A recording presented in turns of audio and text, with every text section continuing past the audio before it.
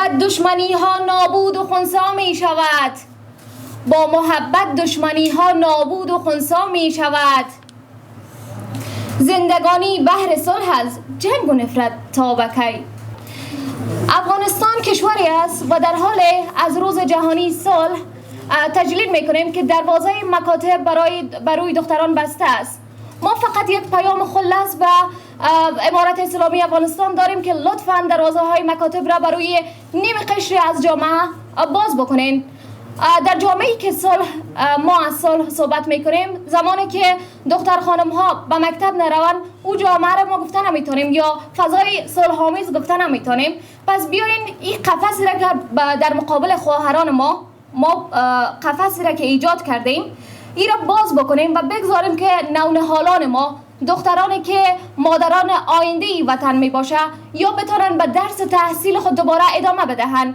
فقط از امارت اسلامی خواست تمام خواهرای ما میفهم در هر گوشه افغانستان که زندگی میکنن و هستن، بر علاوه از او برادرای ما هم سنگر و همگام با ما هستن و همچنان خواست از او می باشه که درب مکاتب را برای دختران افغانستان باز کنین.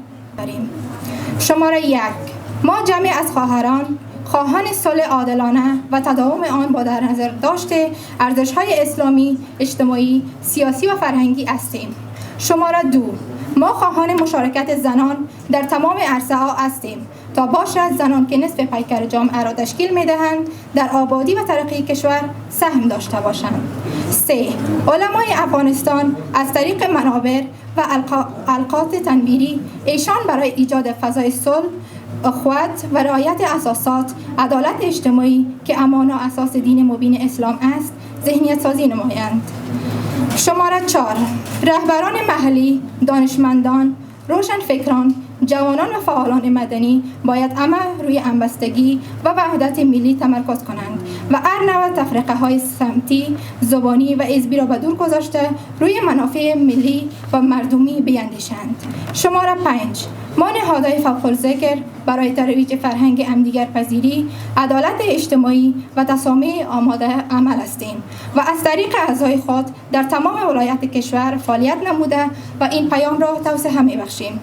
شماره 6: ما از امارت اسلامی افغانستان خواهانیم تا هر چیز زودتر درب مکاتب دختران را برای دختران باز کنند. 7: ما از همه اطراف زیداخل می خواهیم که از فعالان مدنی، روحانیون و افراد خیر جامعه که برای صلح و آبادی کشور کار و فعالیت می کنند حمایت کنند و جلو قتل های هدفمندانه را گرفته و فضای اعتماد را ایجاد نمایند. شماره 8: از رسانه ها و تمام مطبوعات محترم ملی و محلی تقاضامندیم که در تمام نشریات خود برای صلح پایدار امنیت سرتاسری کار کنند و از پخش و نشر هر نوع معلوماتی که سبب نفاق، تفرقه و دوری بین مردم می شود جدا خودداری کنند. صلح مفهومی از دوستی اجتماعی، همدلی و مهربانی در غیاب خصومتگری است.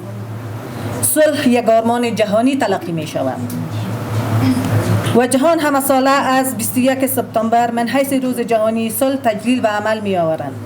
سازمان ملل روز 21 سپتامبر مصادف با 30 سنبله است روز جهانی صلح اعلان کرده. این تاریخ در 57مین جلسه مجمع عمومی انتخاب شده.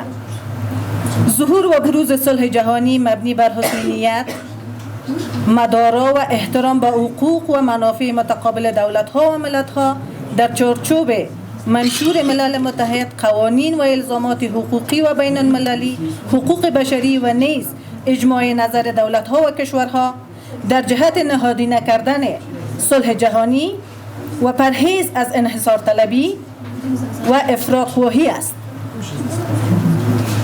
اولین بار در سال 1982 روز جهانی صلح برپا شد و از آن زمان توسط بسیاری کشورها، گروه‌های سیاسی، گروه‌های نظامی و افراد مختلف ادامه دارد. این روز به طور ویژه به نبود جنگ و خشونت می‌پردازد و ممکن است گاهی منجر به یک آتش بس موقت در مناطق جنگی برای دسترسی به کمک‌های انسان دوستانه شود. برای افتتاح زنگ صلح که در مقر سازمان ملل در شهر نیویورک به صدا در می‌آید، این زنگ از سکه های کودکانی از تمام قاره به جز قاره افریقا ساخته شده است و هدیه از سوی انجمن سازمان ژاپن جهت یادآوری هزینه انسانی جنگ است که در کنار زنگ نوشته است: زنده باد صلح مطلق جهانی. در افغانستان از روز جهانی صلح در چنین وضعیت تجلیل می نماییم که هنوز هم دختران حق آزادی و تحصیل خود را ندارند. فواید تعلیم زنان: اول، تأثیرات مثبت در تغییر سلوک زنان.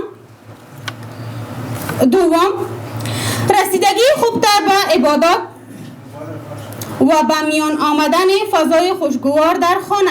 سوم، اثرات مستقیم و مؤثر در تربیت و رشد سالم اطفال. چهارم، فهم درست از احکام دین و تطبیق آن در زندگی روزمره.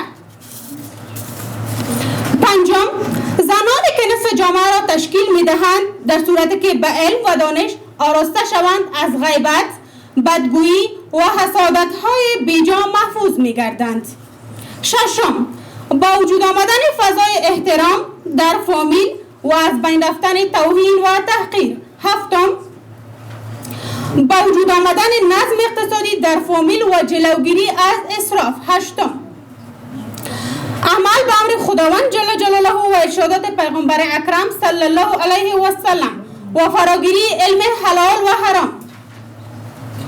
نهم، زن تحصیل کرده خوبتر می تواند در دعوت اسلامی برای زنان غیر مسلمان مؤثر واقع شود. تعلیم از مؤثرترین ابزار برای پیشرفت و توسعه جامعه به شمار میره. خود پیشرفت و توسعه جامعه ما استوار است بر مبنای نیروهای انسانی و تعلیم همانند ساختون ساختمانی است که میتونه یک سقف بر روی آن بنا شود. فرق اساسی جامعه‌ای که پیشرفته هستند با جامعه‌ای که هنوز پیشرفت نکردن هم در همین مسئله است. آموزش در جوامع زمینی لازم را برای تحولات اقتصادی و اجتماعی فراهم می‌سازد. تعلیم به عنوان اصلی ترین متغیر به سمت رشد در یک جامعه عمل می‌کند. پژواک خبری اژانس د پیښو رښتینې هنداره